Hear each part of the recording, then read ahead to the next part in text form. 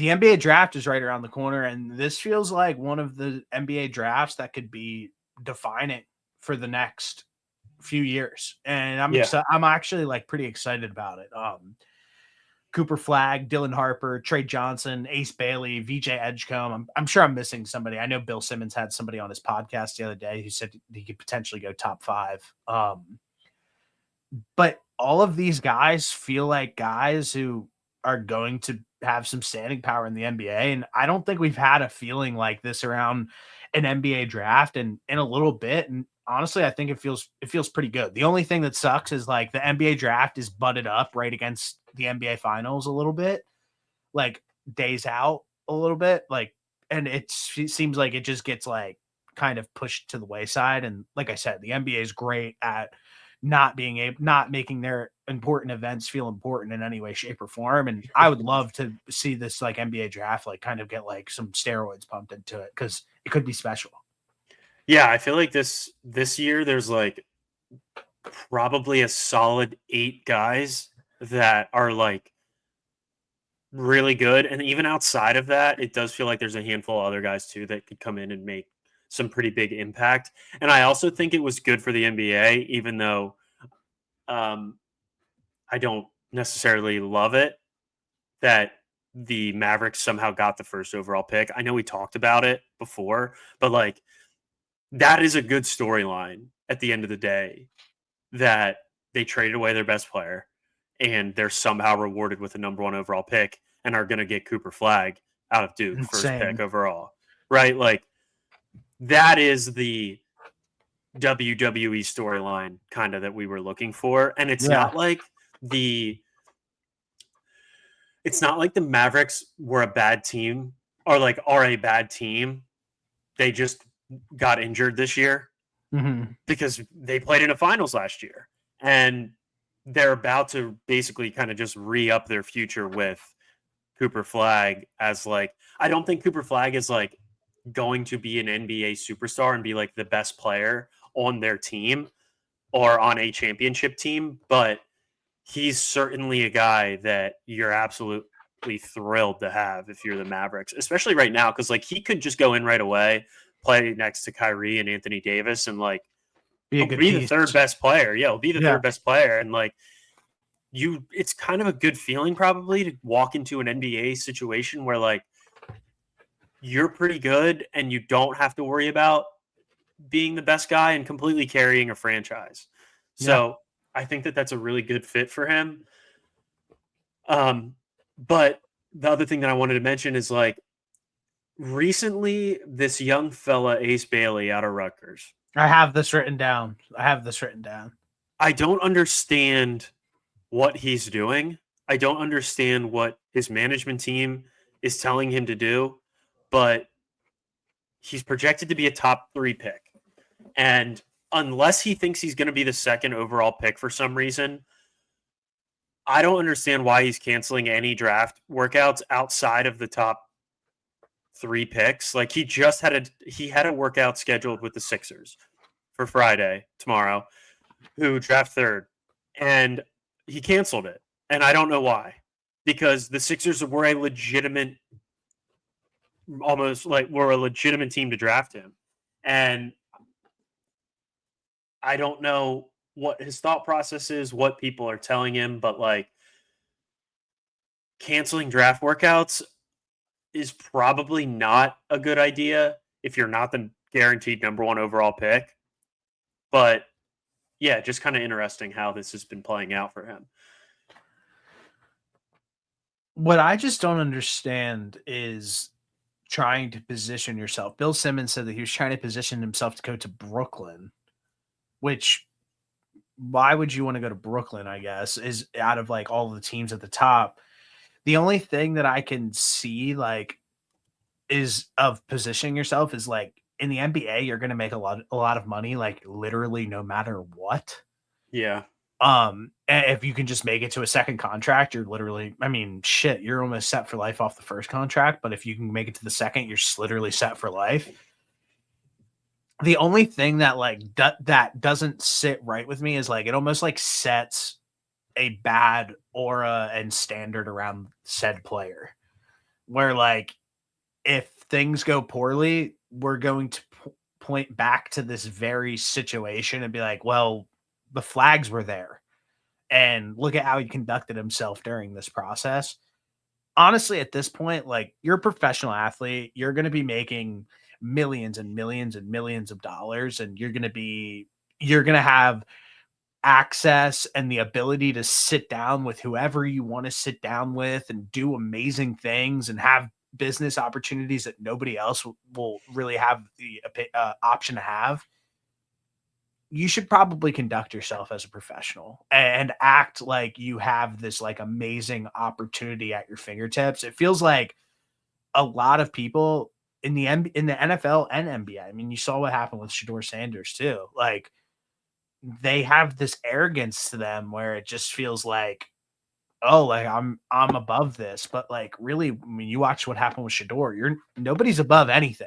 Like if you rub a group of people the wrong way, which all of these guys are your future employers, should probably act a certain way to be able to make sure that you set a pretty good expectation and standard for your future employers. I just think it's like an interesting way to handle yourself when you have the opportunity to quite literally change your life and the trajectory of your family's lives and your family after you.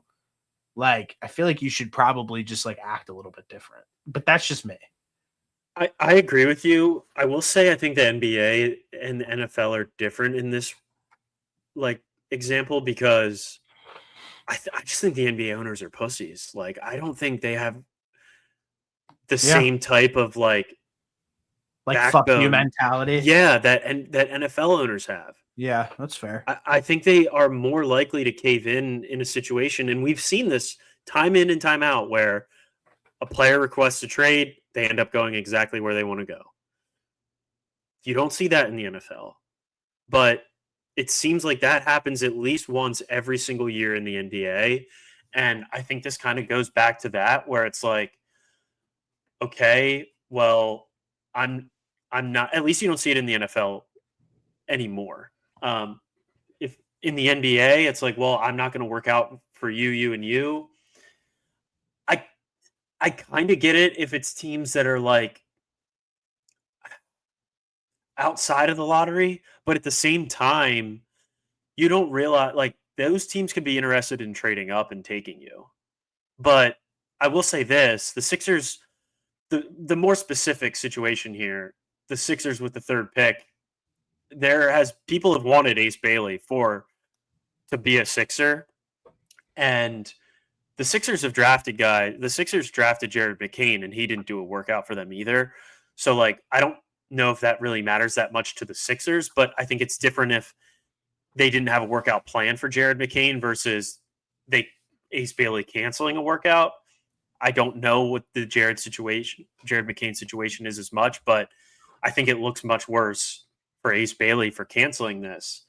As far as the Brooklyn situation goes, the only thing I could think about him wanting to go there is they have like $60 million in cap space in 2025. So like they have the money to spend to bring some other players in.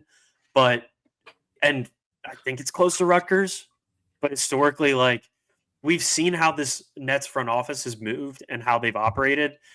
They just really haven't had much success. Like the KD, Kyrie, Harden situation kind of blew up in their face where those two guys both got hurt and KD had to carry the way, and then they ended up trading him.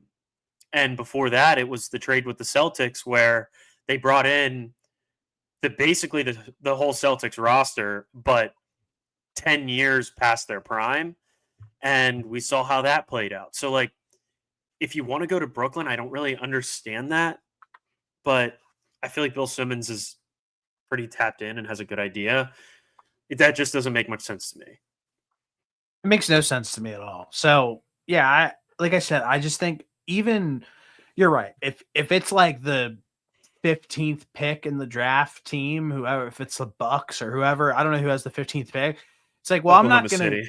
I'm not gonna get drafted there regardless. I'm gonna go within the top five, and I have a pretty good like feeling for that. So I'm gonna work out for everybody within the top five. And like I said, it just I just think that, like, you should probably, when you have this opportunity, I just feel like the feeling is that a lot of these guys take it for granted. That's really what my feeling is towards all of this. And it's like, why would you take this crazy opportunity like this for granted? Just really doesn't make much sense. Like, is it going to kill you to do a workout for the team that's drafting third overall that No, wants to take you? Probably not. That's probably not asking too much. no. I get people cancel. I get people cancel workouts, but like that's if you're canceling a workout like later, normally a little bit later in the process, and you have a better idea of where you're going to go. Like those people inside of his camp have to be telling him that they have a good feeling that the Spurs are going to take him. Otherwise, why would you cancel the third, like the pick? Why would you cancel a workout with the third overall pick? And it looks Hey, like the Spurs are going to take Dylan Harper, his teammate, but who knows? it's just turned. Hey, what did I say? It has turned now into negative annotation around him and the situation. And why would you want that around yourself?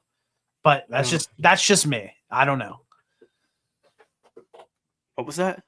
I said that's just me. I wouldn't Yeah. want negative. Like if I were to have this opportunity personally, I would just conduct myself probably in a different way. And that's just me personally. I never understood why you would do anything other than just be a professional. You are a professional athlete.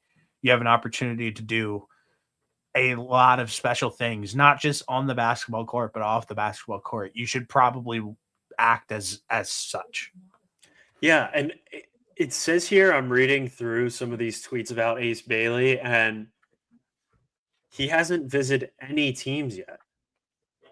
It's interesting. Why? I don't understand that at all. I don't get that. Why wouldn't you meet with your future employer? I have no idea. Hmm. All right. Well, Well, his loss, I hey, guess. yeah, his loss, and hey, good luck on the Nets, I guess. Yeah, yeah, good luck. If you go to the Nets, good luck. I just spit it. Good girl, we're getting paper as a passion. Collect the stacks and bring it back, man, and take vision.